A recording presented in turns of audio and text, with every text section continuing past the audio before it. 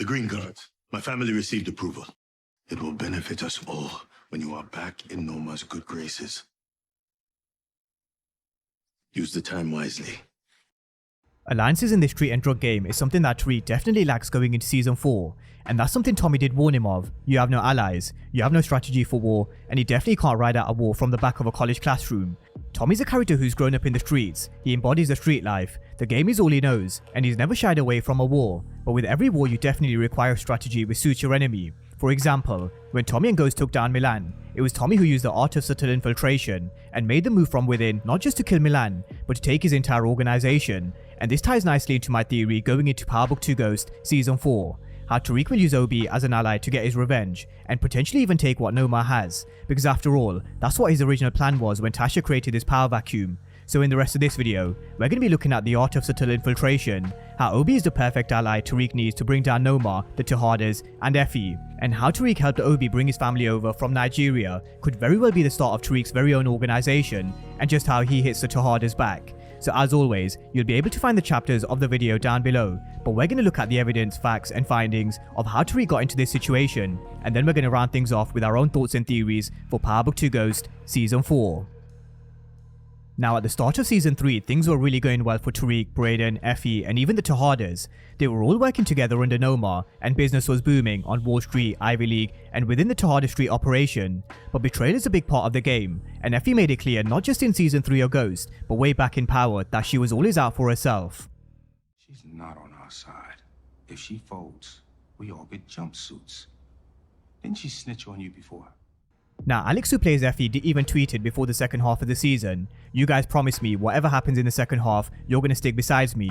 Well, after episode 10, one thing's for sure, the Power Streets want Effie's head as well as Diana, but is anybody surprised? Davis definitely wasn't. He knew how she betrayed him before at Choate, but they had to make sure they stopped Effie from snitching once again, and to be fair, they definitely did. Tariq spoke to Effie in jail and he made a deal. In exchange for helping her, she'll give him the details he was looking for, Noma's daughter, Anya Covington. Yo, what are you doing? Finding my own way like I always do. But this was the moment where Effie decided she was going to flip on Tariq St. Patrick once again. Despite everything that happened between them, she still wanted to be with Tariq and have a future with him, because you could definitely tell throughout episodes 9 and 10, she definitely loved Tariq and not Kane. But when Tariq said he could no longer trust her, she does what she does best. She looks out for number one. Now Effie got arrested and you know her, she only cares about number one. Yeah, that's The clues were always there from day one, and every so often they gave us subtle hints about how Effie only looks out for herself. But it's never personal unless someone makes it personal. For Effie, it's always about business. This was one of the main differences between Tariq and Effie, where Effie accepted who she was a long time ago. Tariq was a character who was still in between, which was evident in some of the choices he made compared to Effie, and it was only until the conversation with Tommy where he decided he was all in. Now when Tariq tried to use Anya Covington as leverage against Noma, this was the moment he realized he was betrayed. But as much as Effie stabbed him in the back, Tariq should have seen it coming, because Effie's all about survival. She does what she has to do to survive in this game, and she's made it clear a number of times. He knew what he was dealing with, although it does go to show Tariq is a long way away from being the finished article, and he can sometimes be wrong in his decision making, with the record also being set straight from where he believed Tasha was the mastermind. If Tariq was going to come out the other end being worthy of his father's name, he's got a hell of a long way to go, and he's also now up against the Tejadas, Effie and Noma. Diana was also the mastermind behind the Tejadas move against Tariq. Ever since the beginning of Season 3, she's been fighting her own battle from being on the outs of the Tejada family to trying to forge her own path away from the drug dealing life of the Tejadas. Unfortunately for Diana, at every single turn the game came calling, from Lorenzo giving her bricks to being arrested. She wanted out of the life, out of Stansfield and out of New York. But when it came down to crunch time after she found out about Lorenzo's death, she had to become the one person that she despised, her own mother. The plan that Diana and Drew came up with was to give Tariq a motivation, an incentive to kill Monet, but they also set it up in a way where Kane would also kill Tariq. Now when that plan failed, they went straight to Noma. Now let's not get it twisted, this street life is a tough game, and if you don't take what's yours then somebody else will. Effie spoke about how Lauren was born into privilege, whereas she's had to fight and work twice as hard to be in the same classroom. So just like Effie, Diana and Drew are beginning to realize they had to make some tough decisions, and it wasn't personal, it was straight business. But one thing they didn't do was carry out their plan all the way till the end and kill Tariq St. Patrick.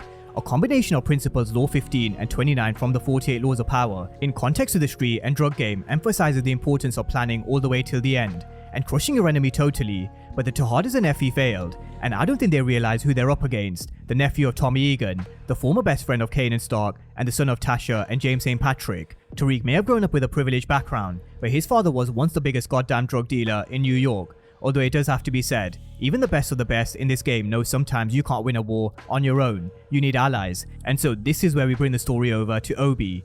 How Obi turned into an ally for Tariq actually starts with the tension that was brewing between him and Nomar. From day one, they were never really seeing eye to eye on how to run the New York operation, and at first, Obi wasn't exactly fond of Tariq, especially when Nomar was impressed with the move he orchestrated to take out Francesco Lombardi in episode 5. But what Tariq learned from Tay in season 2, episode 2, is both parties can gain from any given interaction. You really believe what you said? You know, about both parties being able to gain from an interaction? We all know how resourceful Tariq is, and having connections with someone with influence definitely benefits him from time to time. So Tariq just had to find out what he could do for Obi in exchange for stalling Nomar, and the answer was green cards for his family. Now Obi did say why would he betray Nomar when she's the only one with influence who can get what he wants. But the question I think we should be asking is, if Nomar has the influence to get Obi family's green cards, then why didn't she? Control. Something that she has in common with Monet is she needs to be in control, and when she found out about Mecca, it left her in a vulnerable state, and she couldn't afford to be vulnerable. Now if she got the green cards for Obi's family, this relinquishes her power over Obi, because who knows who Obi's family are, how big they are in the game, how many numbers they have, or how much power they have. And this brings me on to the theory of Obi's family being the perfect way to set up Tariq's organization in season 4. Obi told Tariq in episode 10 his family received the green cards, and he did try and stall Nomar, but in doing so a cut to the face was the consequence. But he did tell Tariq use the time wisely, and he also alerted Brayden when Nomar planned to have Tariq killed. Allies in this game are hard to come by, because it is a game where there are no friends in the streets, but Tariq may have just found a few in Obi and his family. Now Obi being right next to the head of the snake in Nomar can definitely work in Tariq's favour. The art of subtle infiltration is such a valuable strategy in the drug game. It allows individuals to gain access, gather information, and influence without raising suspicion.